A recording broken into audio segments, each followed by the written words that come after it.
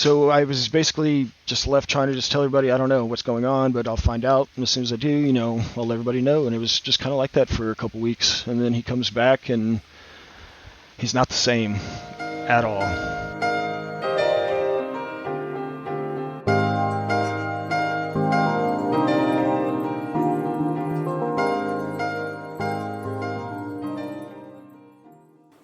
GM, this is Gramajo here. This week I sat down with Abnormality, the project owner of the Culture Project.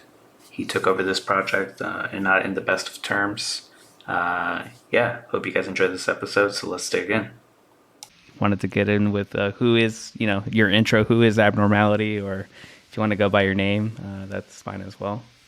Yeah, Abnormality is a gamer handle I've used since like 97 or 98. And then I go by just my full name on Twitter, which is @JoshRipple.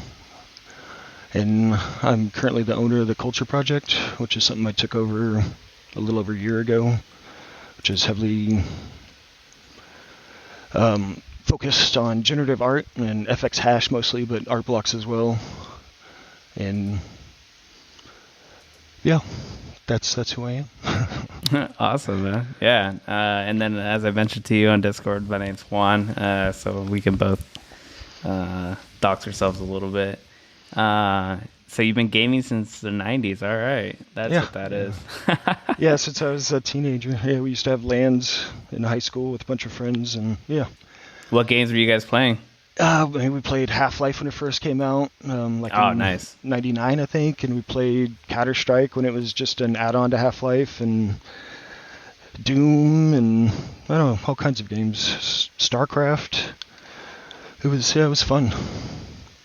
I love it. So, wanted to know what Discord servers do you kind of spend the most time in, just so people get kind of a sense of like where you spend most of your time in Web3. In Web3, it's the Culture Project. I obviously post a lot to there. Just art that's coming out and articles I write and everything. And then the Monsters Discord, which I'm sure you know, is probably like my second home. I'm there a lot. I lurk a lot in most Discords, honestly. I lurk more than I engage. And then there's smaller ones I like to visit, like Aperture MP and Resva's Discord. And then I hardcore lurk in FX hash and art blocks and just see what's going on in there and art that's coming out and stuff I may have missed that's been out. Oh, awesome, man. Are you in the art blocks one too as well? Is that what you're doing? Yeah. Oh, cool. I think I was in that one for a bit, but it was getting kind of... There's so many Discord servers that I'm in, and it's kind of chaotic. I was like, I think I need to get rid of some. Yeah, I feel that.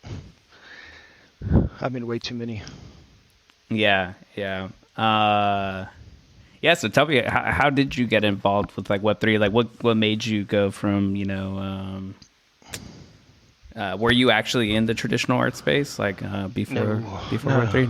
No, I mean, I've always loved art and like admired it and seen art, but I've never purchased a lot of art or, been an artist. I'm a terrible artist, but I do photography. That's how I guess, express myself through art. Oh, awesome. Yeah, and have you been shooting for a while? Oh, yeah. Let's see. I took a college course that was photography based. That was like 2001 maybe, and I've been shooting ever since. I've done like some weddings. I've done real estate. I currently do real estate photography for my dad whenever he needs it. And I just shoot a lot of abandoned stuff, and I like exploring. We do a lot of hiking, so I do landscape stuff too. It's just I shoot a lot less now that we have kids and everything, but I still love it.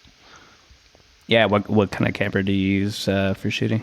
I have a Canon 6D full frame. Oh, nice. Oh, damn. That explains that shot. You really have to have a full frame if you do real estate. I mean, there's cramped rooms and everything. Makes sense. Have you ever thought about, slight tangent, but have you ever thought about getting into like the whole 360 webcam space? Ah, man. I've messed with it a little bit through a guy here in town, but not really. That's not my thing. Yeah. Seems to be like, I noticed it like when the pandemic kicked off, that became like a thing, like to do virtual tours with those. Yeah. Everything Yeah. virtual was popping off. Yeah, for Yeah, sure. yeah. I never Yeah, really, so go ahead. I never really thought about I guess the real estate and 360 virtual tours. That's obviously was probably a big thing. Yeah, I think there's like a platform now that like blew up, of course, and got really popular. That like I forget the name of it actually, but a lot of like real estate companies use it to Host. create like the host and create those virtual tours or whatever. Yeah, yeah. Yeah. So okay, so you weren't involved with it, but you know you do photography and you like that as well. So what made you like go in? Like what got you into Web3 or just crypto as a whole? Well, I joined the whole crypto craze in 2017 and was heavily into ETH and other altcoins. And then I guess it's close to 2 years now. I started the NFT endeavor. What was the project? There was one specific project that was backed like by stars, people from Hollywood. It was like Ashton Kutcher and his wife. It was a cartoon thing. I can't even think of it, like Stoned Cats or something like that. So like that was coming out, and it was like a lot of hype behind it, and that was one of the first NFT projects I really heard about. I didn't really hear much about NFTs before that, and then I went in there and I don't know, got in the Discord, and it seemed really scammy and weird, and it was my first experience with it, and it wasn't a great one. The way they had the mechanics set up for selling, like people could buy a lot and just fill their wallets, and they said, well, the people that need them will get to them. It was just really weird. And after that, I just started branching out and going to a bunch of different projects and minted some really just random things at first, just trying to get used to the blockchain and how it worked. I didn't really get anything that was really good and, I don't know, art-wise for a while. At least 6 months probably of just buying weird crap, I would say. What was that first NFT that you ended? So it was the Ashton Kutcher one. Is that what you? No, I didn't get it. I wasn't even able to buy it. That was my first gas burn too. Like the first thing I tried to buy. Obviously back then gas was really expensive, and I lost. I don't even remember, like $100 or some shit. And I was just like, I don't understand this. Like, why am I losing money and I didn't get anything? So just like, it was a big eye opener for the space and just figuring out how everything worked. I don't know. I just spent some time just learning about the technical side of the blockchain and just kind of minting random stuff and not spending a lot of money on anything before I really started picking out projects I liked. Yeah. What was this again? Late 2021? Yeah, it had to be in 21, in that late 21. Oh, okay. Yeah. So I think we probably got in around the same time then. So I think you said you were like researching blockchain and all that. Now that you've kind of been in the space for a bit, definitely over a year, probably approaching 2 years now. And specifically like the gen art space, what are some advantages you think blockchain technology enables artists or community builders or anything really to the gen art space or art as a whole? I mean, I just think I have the most obvious answers with those, just like the proof of ownership and the transparency of who owns what, and like artists getting their royalties.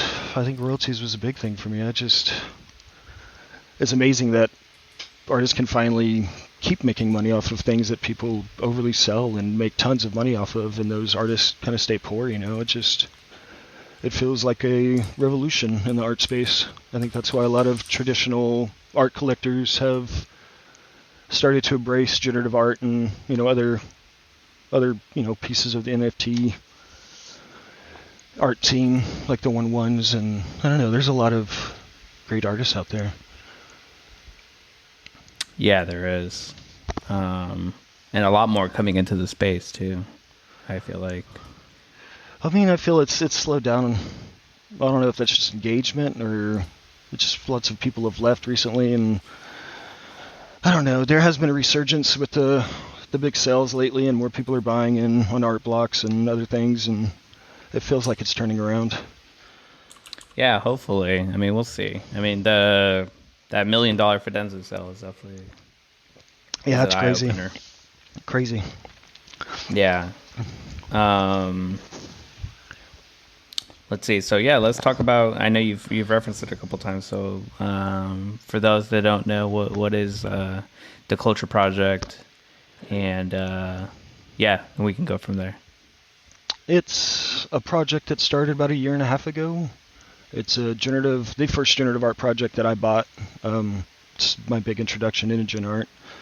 The owner at the time, Zero X Culture or Ox Culture, however you say that, he just released some whips, like works in progress of the Brushstrokes project and a bunch of alpha groups. And I was a DOTS member. I don't know if you know what that is. A lot of people don't anymore. No. Well, it was a big alpha group and a cool project that's still ongoing. We could talk about it later if you want to. Yeah, no, I've never heard of it. Project. But yeah, so they dropped pictures of it in that Discord and the alpha and some other big alphas at the time, and the art blew people away. I mean, it was just really cool. It's flow filled, which has been done ad nauseum at this point, but it was unique, and it still is. I mean, I still think it's a beautiful project. I love the ones that I own still. But yeah, so that really came a big hit with a lot of those groups, and they were going to have a Twitter release and a Discord. So as soon as all that stuff happened, I mean, we were in there immediately, and we got on the early stages where we got whitelisted and everything. We could buy at a discount because we were the first people there, and it really blew up. There was the Discord was 1,000 people were going to be able to join in the first 24 hours, and it filled up in an hour, 2 hours. Oh wow! And it blew up, and he had all these grand plans and ideas, and he was really smart. He was a programmer for Coinbase. I think he still is, and he really knew how contracts worked, and he would do these live spaces on video where he would show you and just explain everything and answer any questions anybody had. I mean, he was a really cool guy. He was really likable and just very intelligent, and he had just really cool art. Yeah, the brushstrokes. That I know that for the was the 1 year anniversary article that you wrote in your Substack. Also the same name, right? The Culture Project. Yeah, for anybody that wants Project. to check it out. I'll link it as well in the show notes. But yeah, I know you attached a couple of the images, and yeah, that was the first time I actually had ever heard of that or even seen them, and they were nice. Like the ones that you included as examples, those were really nice. Yeah. I also I did like that about kind of what you were saying in that article as well, which was, that the artist was doing live streams and showing kind of explaining to people how contracts worked and all that, because I feel like that, that level of, behind the scenes is always fun to see as well. Live. Definitely, especially when you don't understand it, and there's so much to it. I mean, it's complicated. Yeah, it's super complicated. And just having someone there to just break down any dumb question you may have and just really take the time, and I don't know, it felt like something really special at the time. It was. I mean, it was something special at the time. Yeah. No, I could definitely sense that on your writing. I got that feeling very quickly, and I think someone even had a comment too that was a really long, in-depth comment about some of the stuff that happened after, and we can jump into it in a bit. Yeah. But yeah, you could tell that it had some impact on people as well. Yeah, so just keep telling me a little bit more about the beginning. So it filled up 1,000 spaces in 2 hours and stuff. Well, then he just started to release more of the project and what he wanted to do and how it was going to be physicals. And at that time, nobody was doing physical stuff. No one talked about it. I mean, things were so different then. And the things he were talking about, I mean, few people were doing or promising, which there were so many promises back then. And everybody was doxxed back then too. Like no one cared about that, which is just kind of mind blowing now after everything that's gone down in the space. So like no one cared that no one knew who he was. So I mean, it really was all about the art at the time. Yeah. And then Yeah. I guess he had some posts about mods, and I jumped on. I was like, I became one of the head mods for the Discord, and that's kind of how I became more involved behind the scenes. And I did some videos for some of the projects that were coming up, because he already had like 3 other projects that were going to come out, and one was like an ASCII kind of faces thing, which has been done a couple times since then. But they were really cool and unique looking. And then there was a pre-brushstrokes, like a version 0 of brushstrokes that was like the inspiration for that release that he never did anything with. But he would show us like everybody pictures of it and whips of it, and he promised everybody they would get that at some point. So he actually, when he left some stuff behind, like the ETH, the ENS name, and the Discord and the Twitter and all the key components to the project, and he left some ETH behind, whatever was left. And yeah. Yeah, and then I know you alluded to it in your article, but what kind of led to the downfall of the project and you kind of taking over for it, like kind of, I think it was like a shared taking over for a bit, and then now you fully taken over it at this point, right? It's just you? Yeah, it's me and just some friends that are mods. Yeah. Yeah, it was, well, let's see. He, at some point, like these projects that he promised, one was supposed to come out within like a month or something along those lines. And it never happened. And after that month, he kind of disappeared for a couple weeks, like literally ghosted. Nothing. No Twitter, no, wouldn't respond to Discord. So I was basically just left trying to just tell everybody, I don't know what's going on, but I'll find out. And as soon as I do, I'll let everybody know. And it was just kind of like that for a couple weeks. And then he comes back, and he's not the same at all. Just like he's really depressed. And he tells everybody basically that he spent all the funds that were going to finance everything that he promised, and only had like, I want to say it was like 4 or 5 ETH left out of 50 plus ETH. Oh man. He spent it on, there's 2 specific coins that he mentioned that were really cool technology that he dumped a lot of money in, apparently, and they crashed. And then there were several NFT projects that he bought heavily in, one that did absolutely terrible right after he bought into, and then one that MFers, which crashed for a little while, and then the community took over and it did really, really well and still doing well. But he sold all those at a really low price when they crashed, and I don't know, he just got depressed because he lost all the money trying to make more money with it to do everything he wanted to do.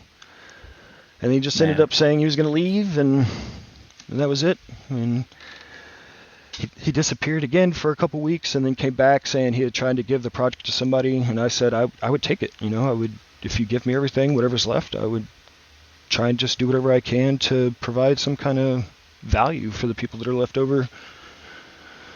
And I mean, it just ended up some other person, he agreed that he would give the Twitter to them for whatever reason, and then gave the rest to me, and it became me and him running it for a little while.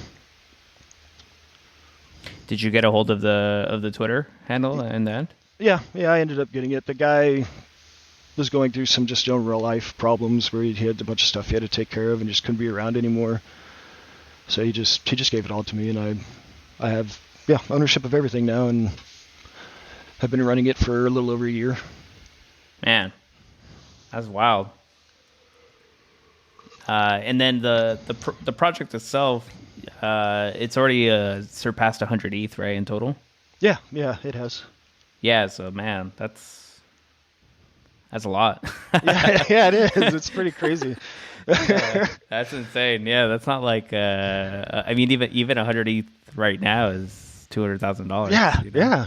Well, it was crazy. Like, so he sends me the ENS and all that stuff and whatever was left over, and at the time, I mean, it was like 20K in Ethereum, which was kind of mind blowing to me. I was like, you're just handing this over, and I could literally just take this and Yeah, you could rug everyone even more. Yeah, it's exactly. just, it's such an odd situation. And then I was like, well, how can I'm not technical. I can't write code. I can't provide those kind of things. I can't even release new projects, you know? How do I provide value to everybody that's left over who wasn't so pissed off and left? And, you know, it was just, I don't know. It was a really strange place to be in. Yeah, did you get a lot of heat coming your way, even though you were kind of like trying to, you know, remedy the situation as best you can? There was no heat to me at all. It was all directed at him, and he was gone. So it was just me, like, having to take the heat in a way, just indirectly, and try and, I don't know. I mean, it was so difficult for some people. They were just so pissed off. I mean, like, when this thing was blowing up, people were paying, like, the rare versions were going for 0.7 and higher. Some people paid an ETH, you know. I recently bought one that was bought by somebody a year ago for 0.67. I bought it for like 0.02, which feels terrible, but I mean, it was a rare one. Every time I see a rare one really low, I put it into the community wallet, and it's, I don't know. You gotta let me know, man, because I need to get one of those. I'll send you one. I have. Yeah, I think the story is just like, it's so crazy to me, man. It's fascinating. It's wild. I mean, It's sad thing is probably not the only story like that. I mean, no, people have been rugged in this space at this point. I mean, it's crazy to think about. No, I would agree 100%. I feel like it's very common. I feel like it's also very common to see, or I feel personally like, just seeing that level of success overnight, you know, like it doesn't even have to be the levels of 50 ETH. It could literally be like, I don't know, 20 ETH. And to me, like, that's still a decent chunk of change. Yeah. I mean, to me, that's a lot.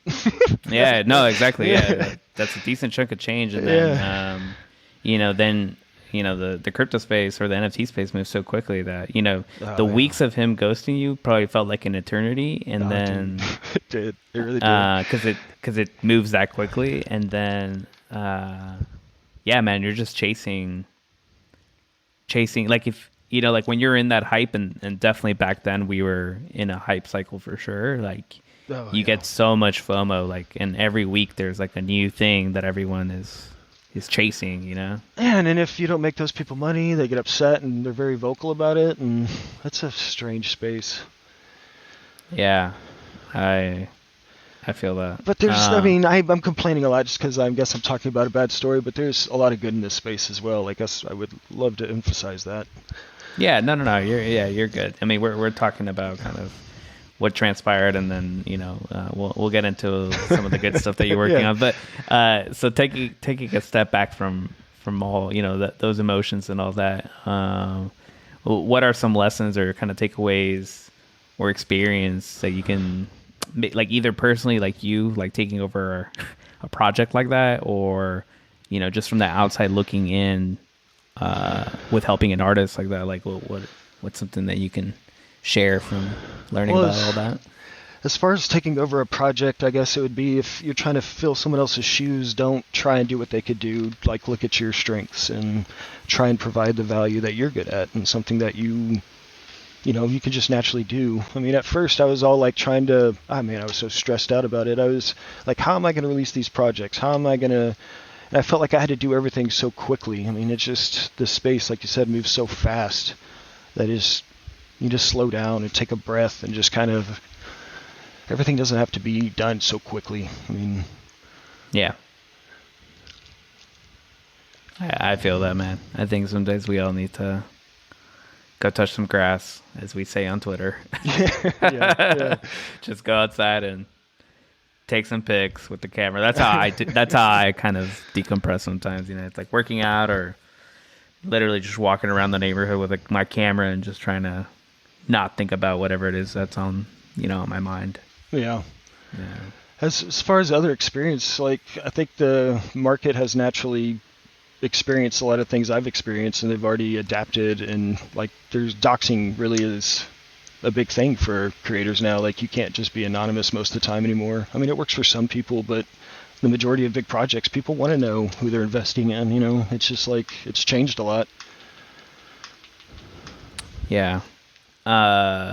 Yeah, so all right, so you've taken over the project and all that, and like you said, there are some positives. So what have you been up to with the community, or what's the community been up to? I know you've been doing some good stuff for the culture project and the server and everything.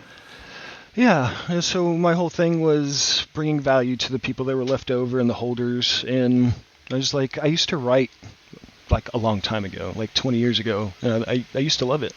It's like maybe I was big into FX hash at this point on generative art, and it was just like my scene. So I was like, maybe not a lot of people are on Tezos that collect gen art that are in like art blocks, and because our brushstrokes project was on Ethereum, so a lot of those collectors obviously were probably on that blockchain. So introducing them to FX hash and buying different pieces off of floor from artists I like and just giving them away to the community, and like I've had so many members in the community have to create wallets where they've like, what wallet should I get? And then I introduce them to Kakai, however you say that one, or the Temple wallet, or Yeah.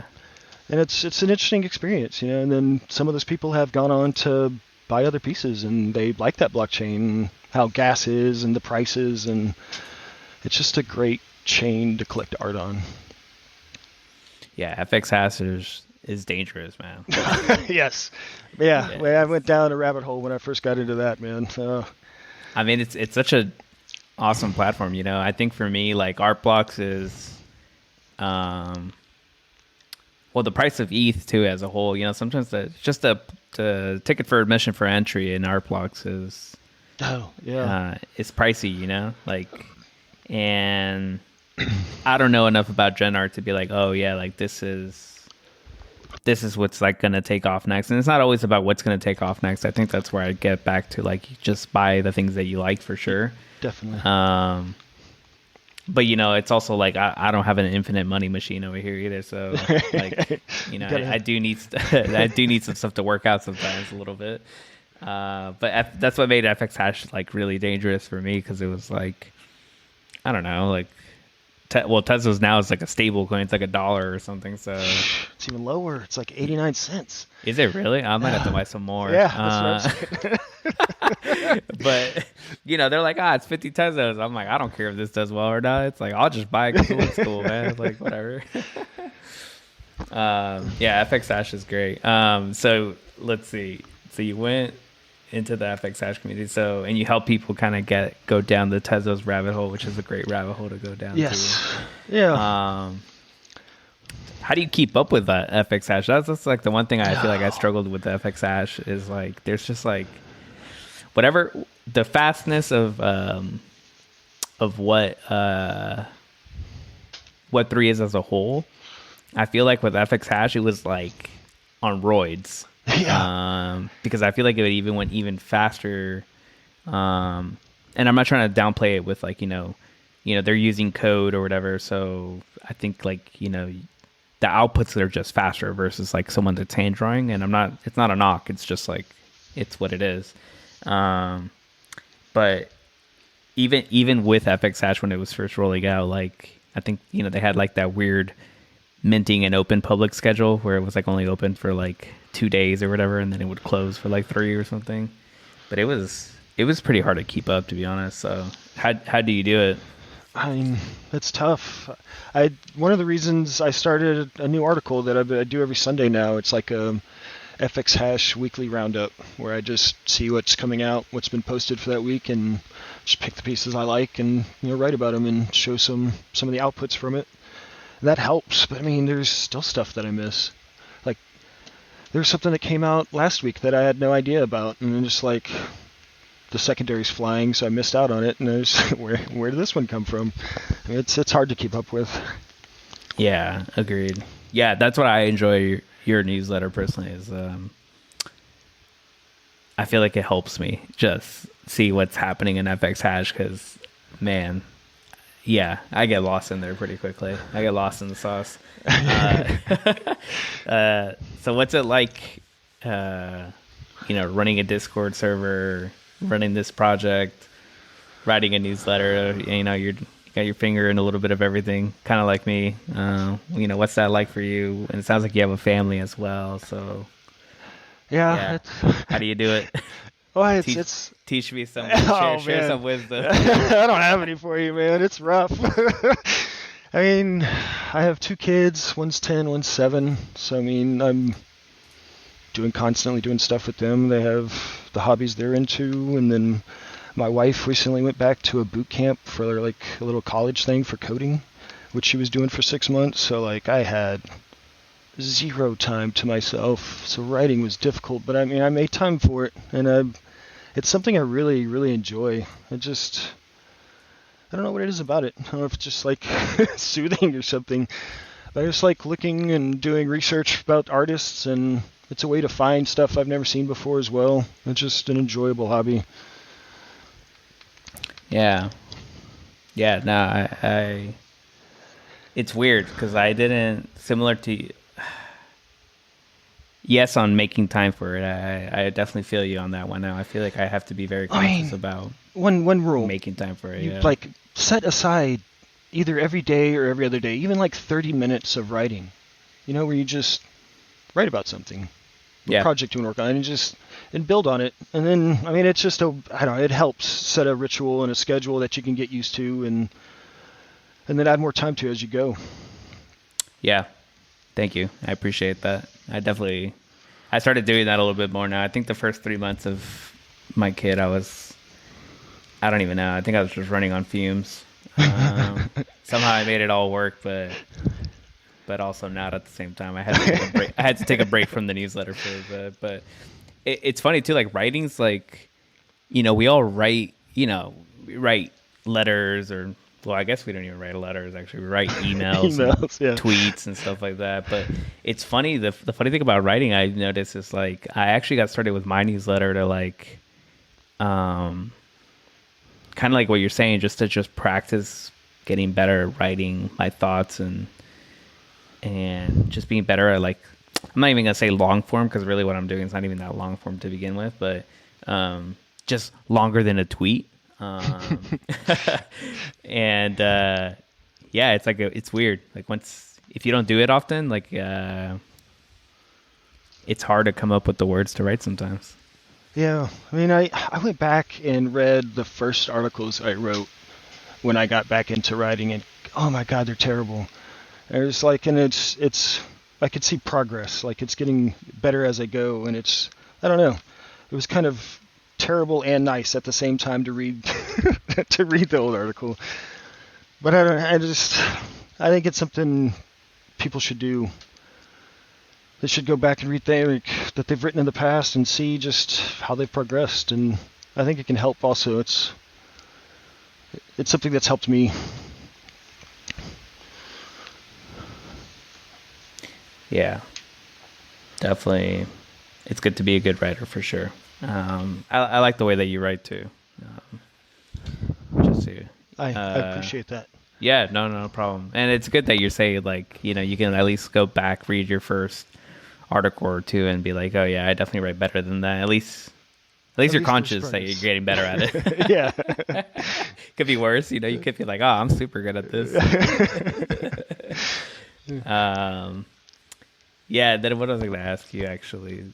So I know I know you were talking about your kids and they have their hobbies too. And I think I've seen, so for the people that don't know on the podcast, I ended up buying, I think, was it the Genesis for you or for your daughter? Is that what it was for me? Yeah. It was a shot of this bee house I guess there used to be bees there. Yes. Not anymore. But do you want to talk about that actually? Because I mean, obviously we're pumping up my bags at this point, but it's a beautiful picture for sure. I really appreciate that. Yeah. As soon as I saw it, I was like, I need to run to my desk and go buy this immediately. Because you actually had shown that image a couple times, I think. Before you had used it somewhere else. I forget where. I posted it on Twitter as just a random abandoned photo I took, and then I posted it to Discord you're in. I don't know which one. Yeah. I think that's where I see, because I had seen it before, and I was always like, this shot right here. I was like, I like this. I When want to I say was like, if it ever meant, it's mine. you did some kind of GIF, like a give me gift with a cat or something. I remember when I That's what it posted was. it. Yeah, So yeah. Do you want to talk about that picture? Like, yeah, yeah. so like I said earlier, that me and my wife used to explore abandoned places. We used to go hiking a lot and camping, and I used to rock climb a lot before I had kids, and we were very outdoorsy people before we had children. So there's this house that we would pass when we would go down this old dirt road in the country, and it was obviously abandoned. I mean, the trees were all over it, and it was just falling apart.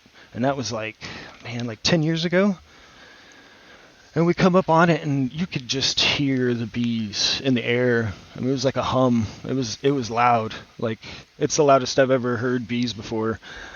And we just walk up on it. You could just see the hive. It was that big, and yeah, I mean, it was pretty amazing. I got closer to it than I probably should have. I was actually kind of uncomfortable being as close as I was to it, and took some pictures of it. But they never cared about us. They paid no attention to us. We would go through the house and I don't know, just take photos of whatever was left behind, and just kind of interesting to explore places that are just being retaken over by nature. Have you ever researched like what happened? Like, was it someone's house or like? Yeah, it's on family property to a neighbor of theirs down the road that I've talked to and asked him about it, and it was owned by some relative down the road that passed away, and no one really owns it. You know, it's just a cattle property now. So some family member just puts cattle property on it and just cleans it up every now and then. And I guess like 5 years ago, they took a tractor to it and ripped down all the trees and brushes and like tons of stuff around it, and ended up taking out the beehive also. And yeah, the bees ended up leaving after that. Nuts. Bees are crazy too. I don't know if you've heard that like that Joe Rogan podcast with the bee person. No, Like I this haven't. woman.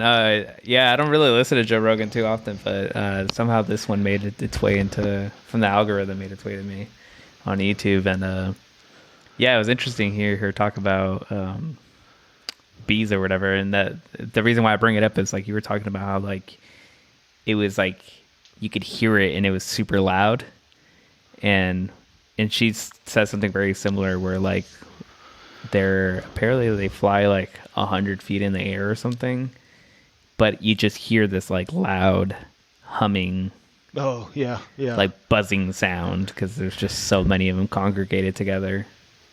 Yeah, it's wild. Yeah, bees freak me out, man. Have you gotten your kids involved with blockchain at all? I think I know some people that do that. No, yes. So I've minted a few things on Tezos for them each, but I haven't made Tezos wallets for them. But yeah, there's some cute PFPs that they liked that we minted, and there was like this weird robot PFP that my son liked that we minted, and then there's an artist that I've collected a few things on that she does some, I don't know, I guess I'd call it girly art. I don't think it's doing it any justice though, but it's really nice art, and my daughter loves it.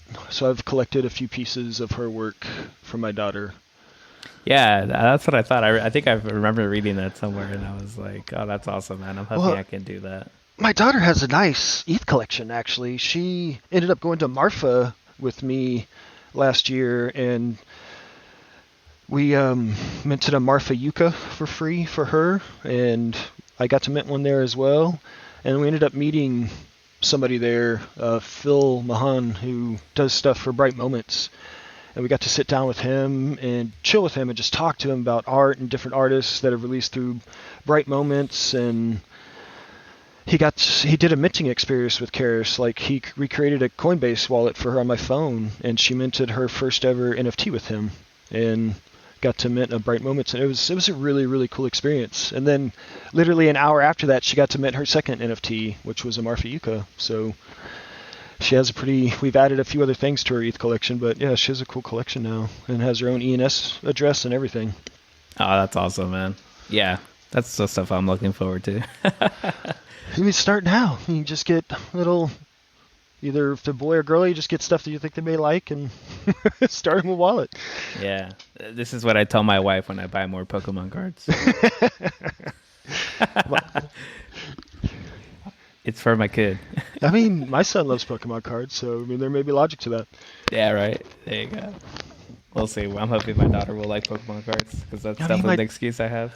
My daughter loves the animes for Pokemon. She watches all those, so I mean, she loves Pokemon. Yeah, I still watch it too. It's good stuff. So you mentioned Marfa.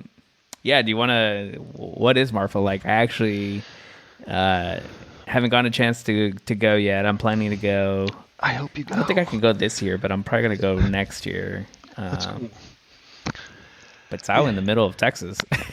Yeah, so I live in Texas, but I'm on the opposite side, and you know I've always wanted to go to an NFT event, but I can't travel to one.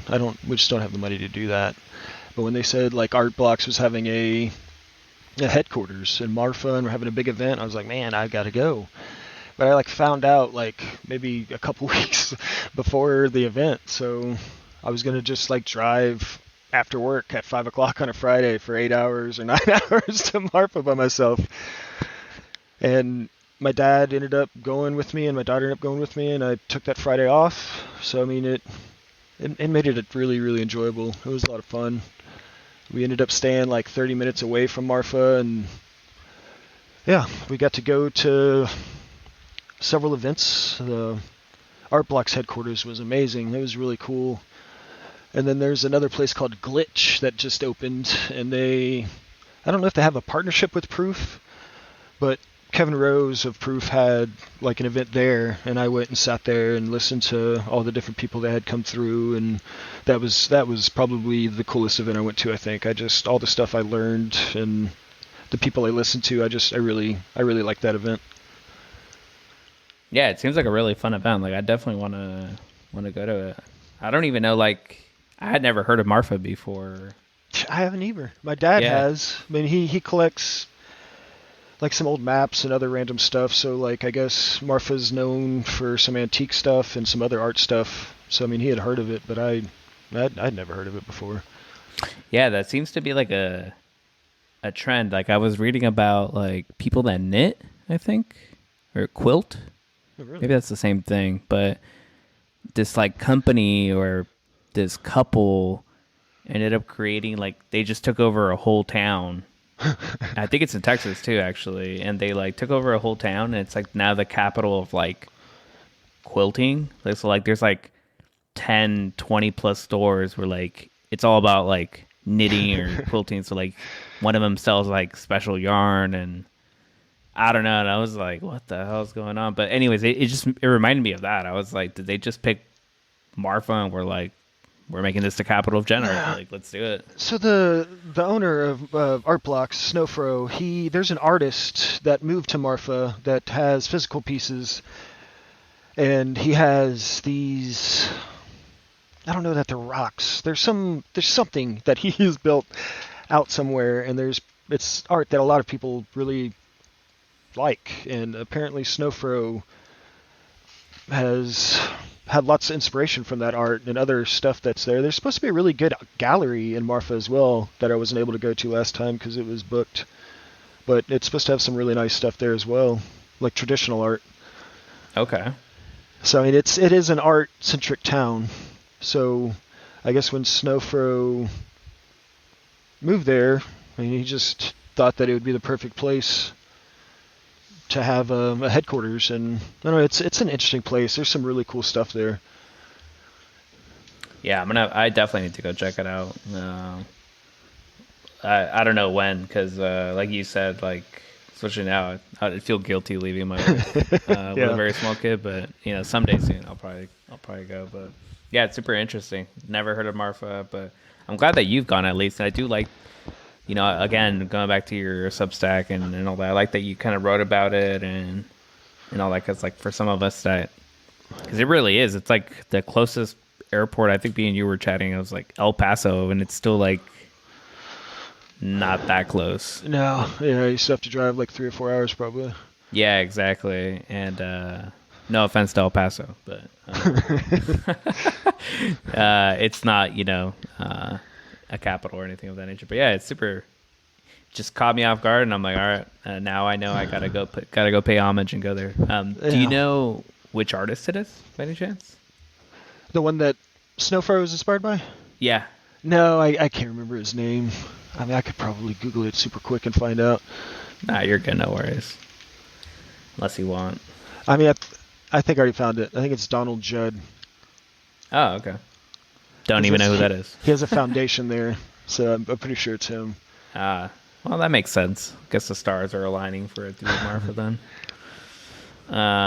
Yeah, so I mean, since you've gone and stuff, do you have any tips for anyone that's like the first time that they're gonna go? Should they wear their ledger around their neck or something?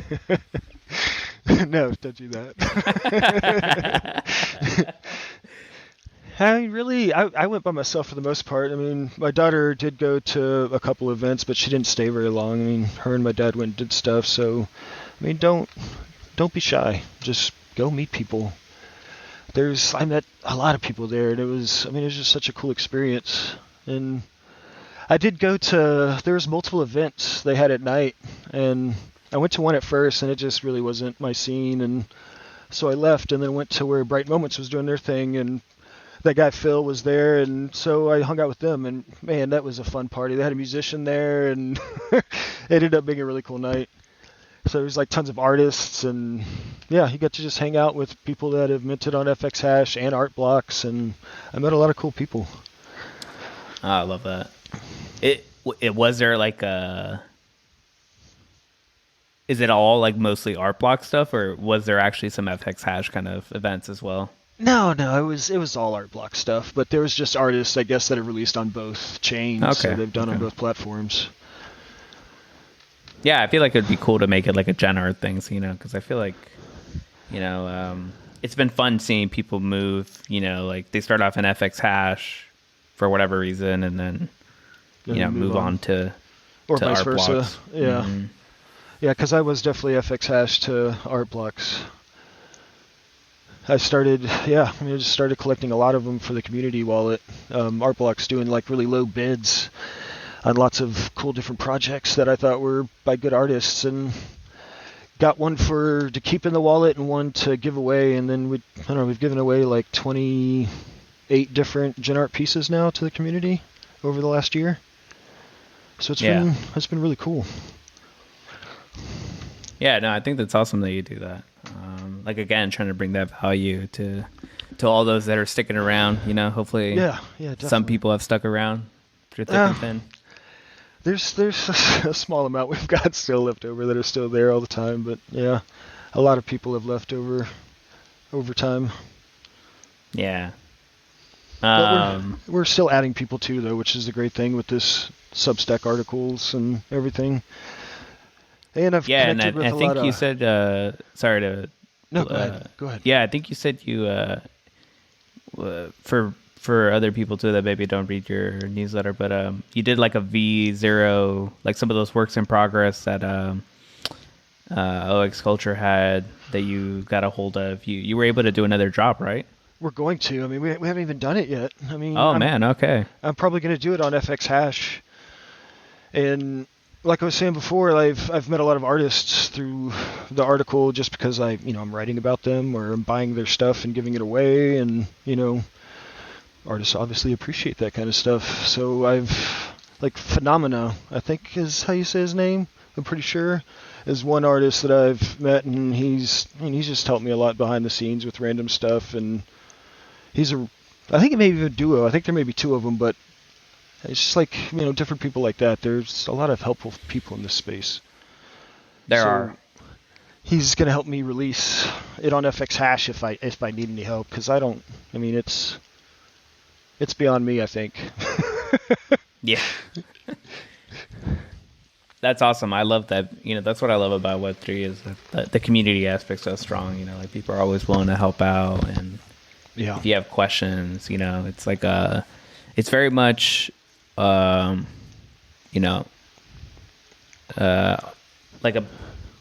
a high tide lifts all boats kind of thing. I think I butchered that phrasing, but it's not like the zero sum game kind of situation. Yeah.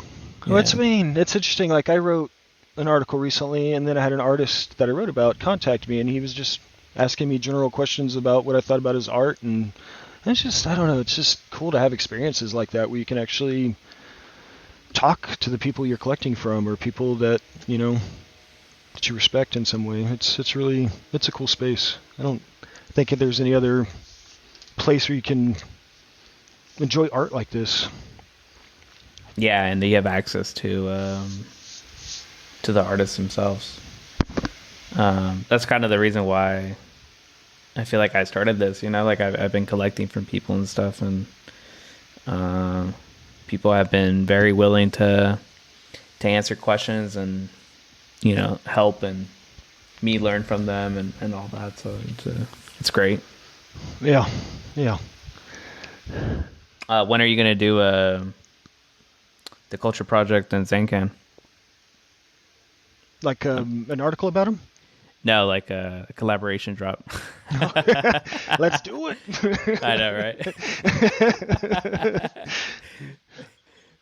Let's run it. Yeah, I'm ready. Tell him to call me. Exactly. So you do the coding and the drop. I'll just write an article. Win-win. Win-win, right? No. I'm sure he's cool. It's just he seems like a cool guy. Yeah, he seems like a cool guy. Yeah, I agree. And he seems to do a lot of cool stuff.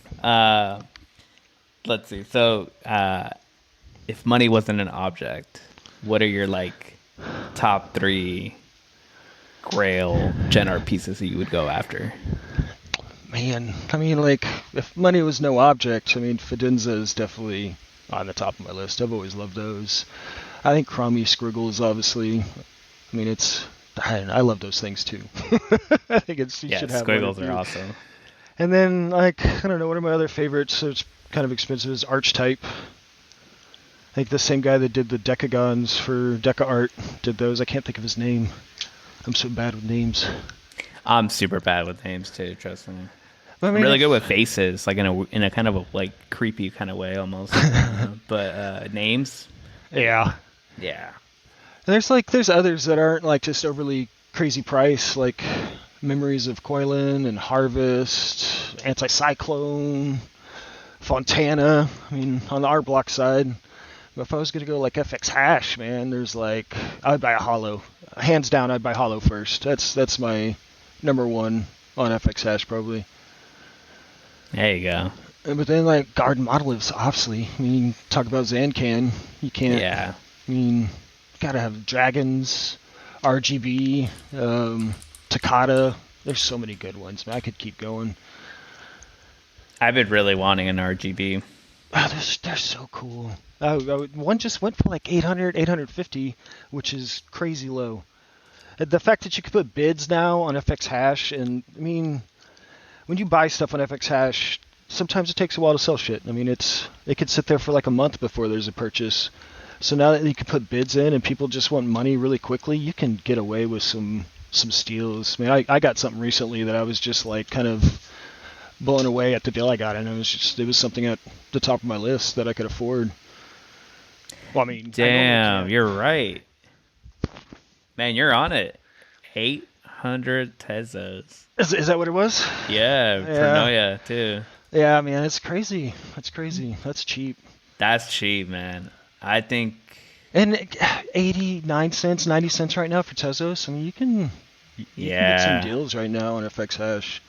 That's insane. Yeah, I would do it I've always kind of wanted one of these pretty badly, so. Time to break the piggy bank. Yeah, I might need to break the piggy bank on this one, actually. Yeah. I might have to delay. Hopefully nobody tweets about this. Just kidding. I think you're right. Yeah, it looks like people... Yeah, it looks like people are taking that. Because even floor is not that much more anyways. Wow, that's insane. Is the floor down that low on that project? 1,000.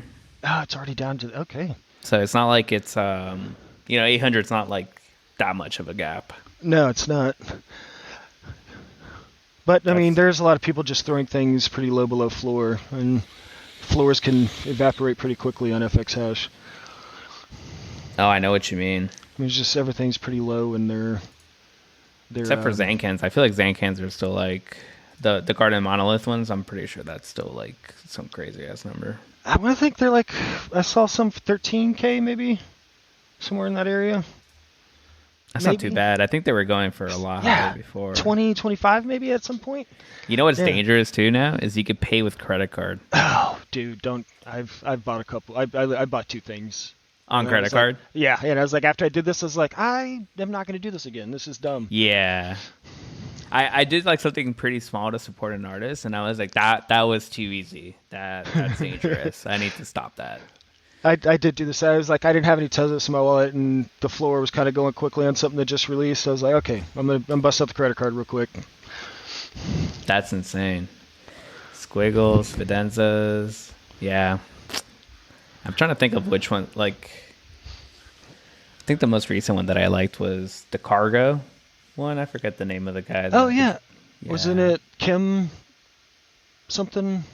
I don't even know. Is it the moving like? Yeah, the moving one. Yeah, it's Kim some. I don't know if it's a guy or girl, honestly, so I'm not going to say. Yeah. They have done some really cool stuff on FX hash. It's something like reading a book or something like that is what it's called. And then she's done monochrome, or they have done monochrome 1.1, and some other stuff. They've got some cool stuff on FX hash. Yeah, I'm gonna. Actually minted one of those for the Culture Project and was able to mint one and then ended up selling it and making a good amount of money for the community wallet instead of giving it away. So we could buy even more stuff, for the community. So that was pretty cool. Yeah, look at you, man. That was awesome. Yeah, it was a good experience. It was hard selling that thing, man, because they do some really cool art. Yeah, that was that Cargo one was kind of the first time that I heard about it, and I think it was like KO from the Monsters community who was talking about it, and it got my attention for sure. Look up Monogrid by them. It's I don't think it's on Art Blocks or FX Hash. I think it's just on Ethereum, and I think it's one of their kind of like, a lot of people have it on their I'm pretty sure it's Monogram on their Grail list, and it's cool. Is it Monogram? Same artist though as Cargo? Yeah. I'm pretty sure it is. Let me look if I can find it. By Kim Asendorf. That sounds right. Yeah, Kim Asendorf. So let me just look up this name real quick. Monogrid, that's it. Monogrid.xyz. I want to say that one's... You're going to make me buy something I shouldn't. Yeah, these Cargos are really cool. No, Monogrid is Tezos. Oh, okay. Yeah, I didn't realize that. So, but they're like at 1,800, I think, or something, or 9,000. What are they at? Floor price is 5,800 Tezos on the Monogrids. So, yeah. It's loading. I need to see these now. That's kind of a strange website, to be honest. But they're just numbered. That's kind of cool. Actually, this is a cool website. Oh, wow. Mono. You just click on it and it goes full screen on it. That's cool. Oh, this is a trip. So I think I want to say it's one of their first projects that I don't think was on FX Hash. I think it may have been released on like Hen or Tia or something else. I'm not 100% sure on that though. It's actually a really cool website. Whoa. I think I want one of these. Here we go. Yeah, they were created in 10/2021. It's a collection of 256 real-time animations created by Kim Asendorf. That's cool. So they're kind of old. Yeah. Studio One. Rest in peace, Taya or Hen. Yeah, these are crazy. I like these. Yes, they've been doing that style for a while, and they are good at it, man. I love most of their projects. I mean, they've done some cool stuff. I've been looking at I'm pretty sure I'm going to put a bid on something on FX Hash as one of my next purchases for them. I'm not sure which one though. I think I'm going to do Reading a Book because it was their first FX Hash release. I hope I'm going to go check and see if I'm actually saying that project right. No worries. I'm looking at these right now. These look cool. I'll link them in the show notes too. Let me make a note of it real quick. Yeah, Reading a Book. That's what it's called. There's 1,000 of them, and it was their first Want to project. link it for me real quick? Oh, these look nuts. Okay. So yeah, that was their first project on FX Hash, and yeah, it's probably the cheapest one out of all their projects. I think also, but probably because there's 1,000 of them, and the other ones are a lot smaller. I'm pretty sure. Yeah. You sent me down a rabbit hole now for sure. Enjoy. It's a Thank wonderful you. rabbit hole. Yeah, agreed.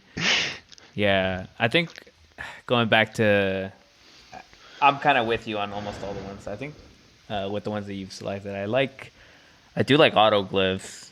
Oh yeah, autoglyphs. Yeah, that's an obvious choice because they're on chain. Sorry. Yeah. Oh yeah, that's right. They are on chain, aren't they? Yeah, and I'm a sucker for on chain stuff. It's definitely a good thing to be a sucker for. Honestly. At first I think like anything else that's gen art, I think about the Monsters community. Hi, I'm Dave. It's just like a bunch of lines and triangles, and I'm like, he hates generative art, doesn't he? I think he's warming up to it, but yeah, I think he's a good. He critiques pretty hard. It's kind of hilarious. I was listening to one of their spaces, and he started going off on. I think it was Fidenzas or something. It was universally loved. I was just like, "What the hell is going on?" Yeah, it's funny. It was a good take. It was funny. You sometimes need that opposite opinion a little bit for sure. Definitely. But it cracked me up because I showed Fidenzas to my wife, and she was like, "This is nice," and I was like, "Yeah, this is nice." I'm like, "But it's also over $100,000." And then she was like, "Yeah, it's not that nice." And I'm like, "It is, but we just don't own it. That's what it is." Yeah, so Fidenzas are definitely like super nice. I like Meridians. Oh yes, yeah. Meridians those aren't too bad in price right now. And then I like Squiggles. There's been some low bent like 9 ETH for a Meridian lately, I think, or maybe something even lower. Like I saw one. I almost bought one when they were like at 5, I think. Nice. At the beginning of the bear, and I should have just pulled the trigger. Ah, man, I could say that about so many damn things. I know. Oh, man. I know.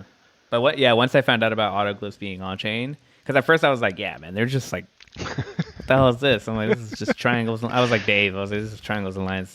I don't like this. And then I started researching and learning more about it, and I was like, yeah, I need this provenance to it.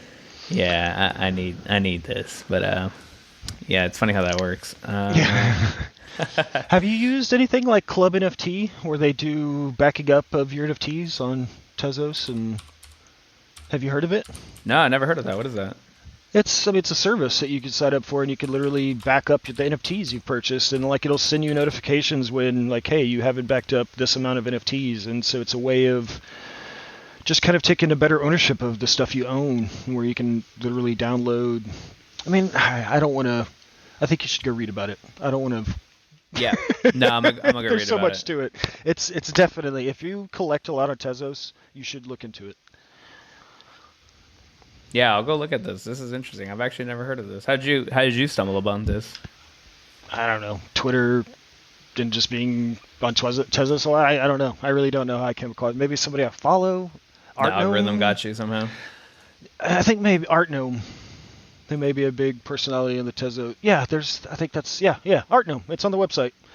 It's him. So if you don't follow him, you probably should too. Honestly, he's a cool guy in the Tezos system or scene system. Looking him up right now. Artgnome Uwu. Let me see if there's a link to him on this website. No, it's not this person. This person only has 80 followers. That's probably not him. Why isn't there a better... I mean, I'm following him. Let me just search his name.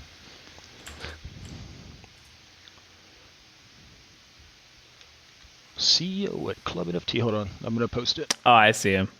Yeah. Got him. Oh, this guy looks interesting. I already like him. His hat's awesome. Hard no. It's so funny. It's the crazy thing about like the NFT space. There's so much information coming at you from all different places, and like you could be in it. I don't know. Maybe I guess I'm not like deep in it then. I guess on this side of the neck of the woods, but yeah, like What the Tezo side?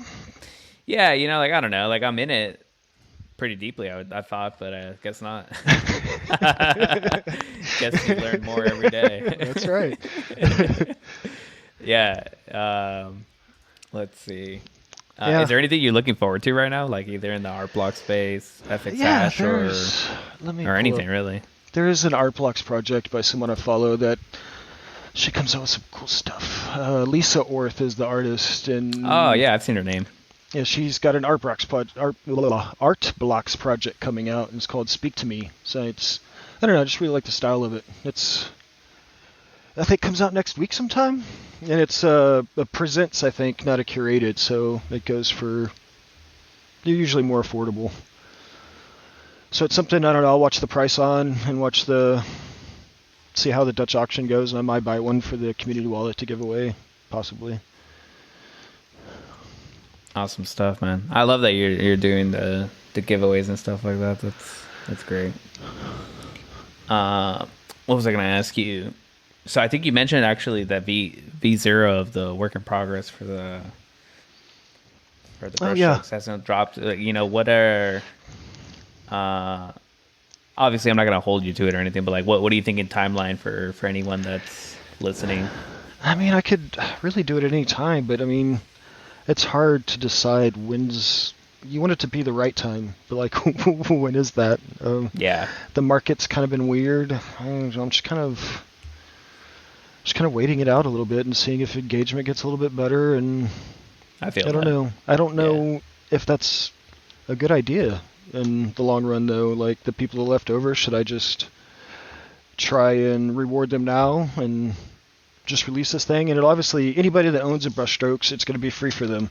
I'm going to figure out a way where they don't have to pay anything to mint it, and then there'll be a public auction where it's not going to be very expensive. I mean, it'll be I don't even know how much, less than 10 tezos most likely, if anybody. I mean, I don't even know how many what the size is going to be. There's just a lot of factors I'm not sure about, but I'm going to talk to some other artists about that stuff soon and just see what their opinions are about it and see what they think and just go from there. But it's definitely going to happen, I think, in the next month or two at the latest. Yeah, it's hard to. It's a weird time in the market, like you said. So I don't blame you. There's a lot of. I feel like. What was it like in Super Rare? There was like only 2 auctions at one point, or 3 auctions. Like I don't think many people are minting or anything. Yeah. I think people are just. A lot of people are waiting and just biding their time. It seems like. Yeah. I do get that though, like, you know, trying to reward people that are still in there with you right now when probably, you know, we're towards the lowest of lows. Hey, taking a quick break. I want to talk to you guys about the Degen's agreement. If you guys could like, subscribe, give this podcast a rating, greatly appreciate it. It helps keep free content coming to you. Also want to give you guys a heads up. I had to edit part of this. We talked about our history and just learning more about it during this bear market. So yeah, thanks again for supporting the show, and let's get back to it. So if you have any book recommendations, you know, feel free to send them my way. Oh yeah, definitely. Yeah. I ended up just asking ChatGPT to give me a list. Not a terrible idea. Yeah, I was like, just tell me what I need to read to understand like 80% of everything, and it's like, here you go. And I was like, all right, well, I was actually gonna write a series about like, let's see how good ChatGPT with its top 10, how good it is, and probably just write about that. I probably still will do that, to be honest. We'll see how good I come out the other side. Well, you may get stuff that's slightly older unless they've updated recently, because in most of the knowledge that ChatGPT uses from like 2000 or 2021 or something like that.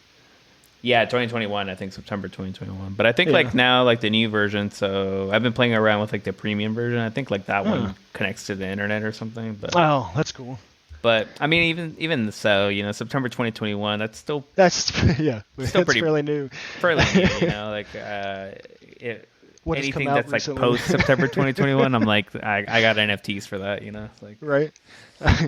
yeah, yeah, it's more just like the older stuff because you know I see like you know Des, he like he does a really good job of like the Madonna in the garden, like he does a really good job of grabbing some of that older art and conforming it to his style. Yeah. Which I Yes. really like.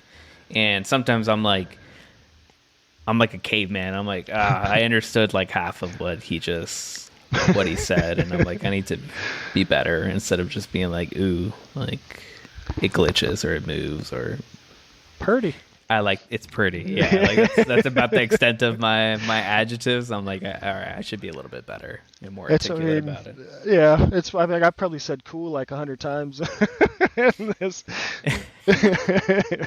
I mean, hey, it's good enough, right? I mean, it's so funny though. I don't know if you listened to my previous episode with Revza where I was like, you know, I was thinking about like the comment where you said about your daughter and just in general, you know, where I was like,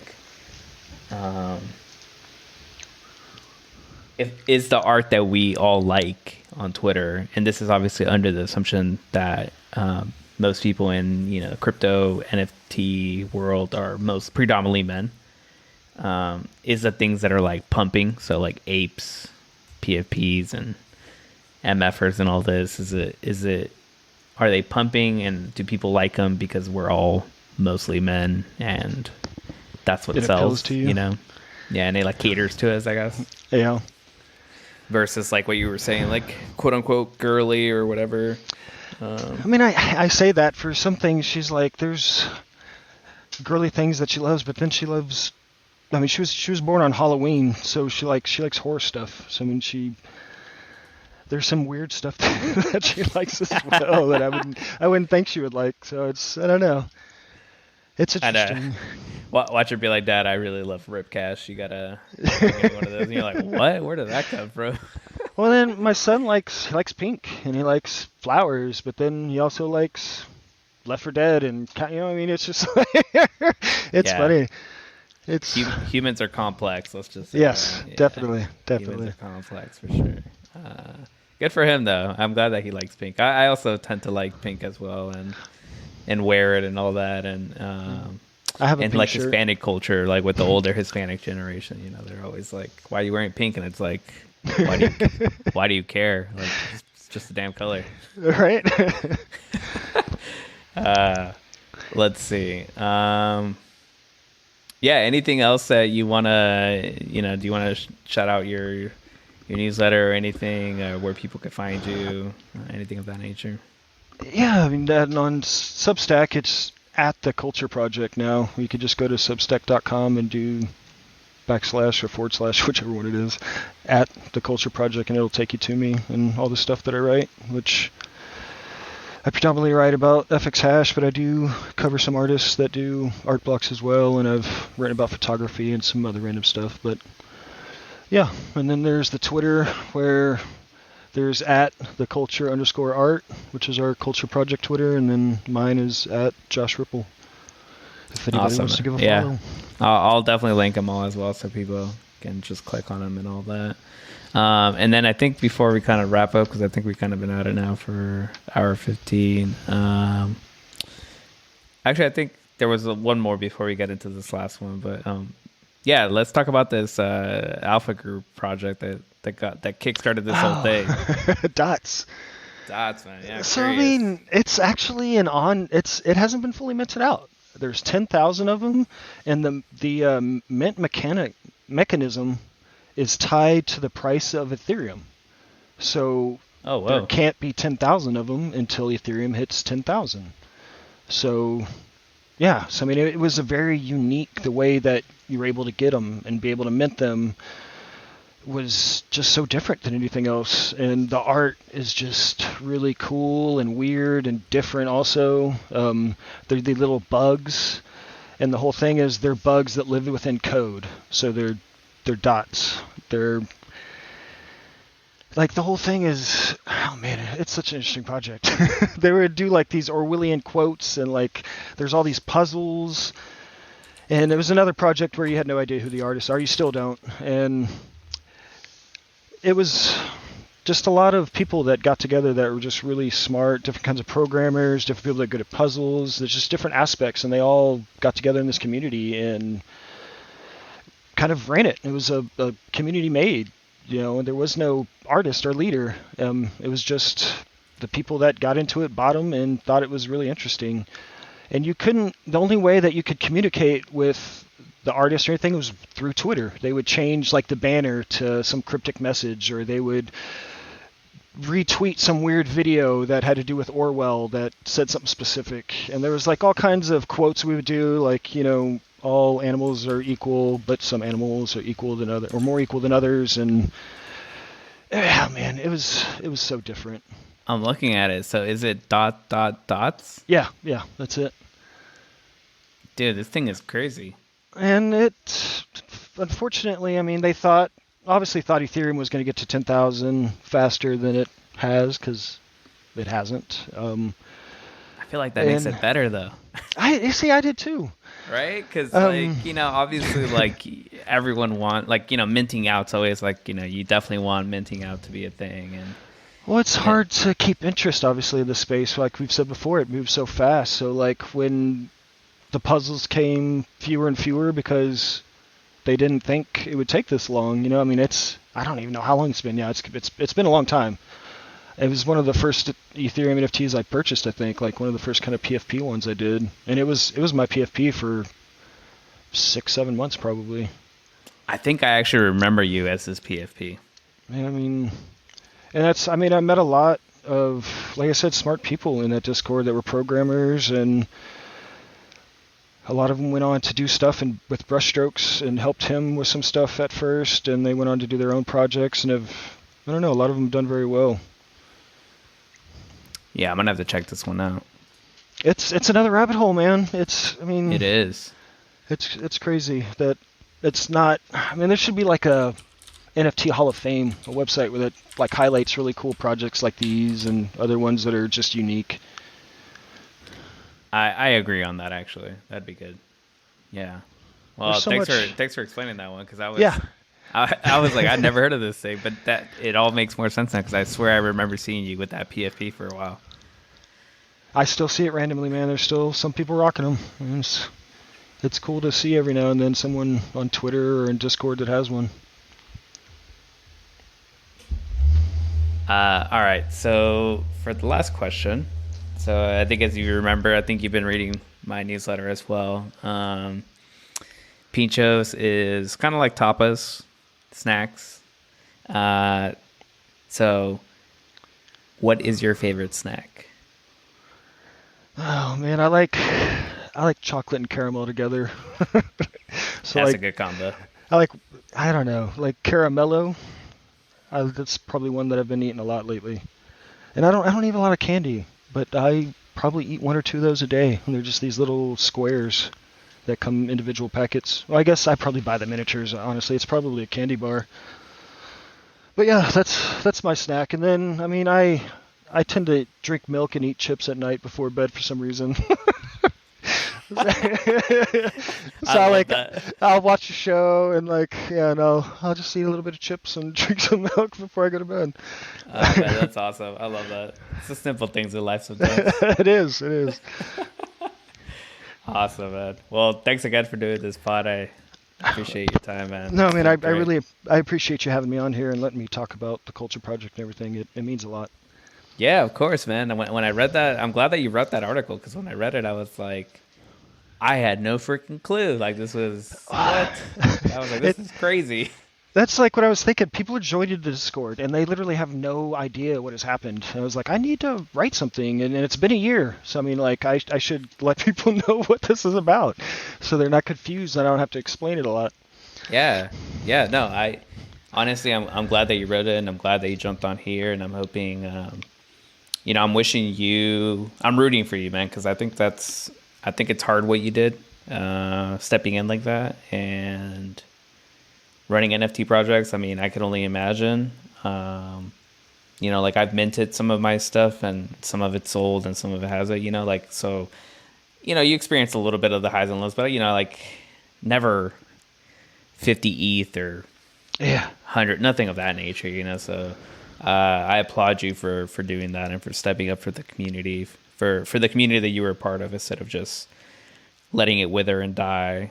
So yeah, I think kudos to you, and definitely a great story. And I'm hoping the launch of this new project is a success, and hopefully it revitalizes it to better things. Yeah.